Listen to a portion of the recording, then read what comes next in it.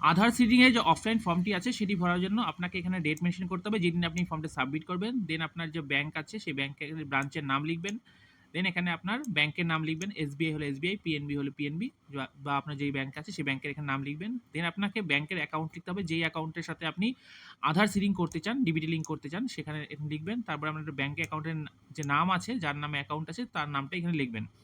তারপর I am maintaining A bank account number with your branch, এখানে আপনার bank account নাম্বারটা আরেকবার লিখতে হবে। তারপরে আপনাকে এইখানে একটা সাইন করতে হবে। সাইন করার পরে আপনাকে নিচে ৪ টে যে অপশনস আছে ৪ টে অপশনের মধ্যে যেকোনো একটি চুজ করতে হবে। যদি আপনি ১ম বার করতে চান তাহলে এটা চুজ করবেন। যদি আপনার একটি ব্যাংকে একের বেশি অ্যাকাউন্ট থাকে সেখান থেকে আপনি এটা করতে পারেন অ্যাকাউন্ট চুজ করার জন্য। আপনার যদি অন্য ব্যাংকে অ্যাকাউন্ট থাকে যেমন পিএনবিতে এবং আপনি এসবিআইতে এখন জমা করছেন এই ফর্মটি, তাহলে আপনি এইটি চুজ করবেন এবং আপনি যদি না করতে চান কোনো রকম ডিবিটি লিঙ্ক তাহলে এটা চুজ করবেন। এখানে আপনাকে সাইন করবেন। সাইন করার পরে এখানে নাম লিখবেন, মোবাইল নাম্বার লিখে এখানে আধারের কপিস দিয়ে এটা জমা করবেন।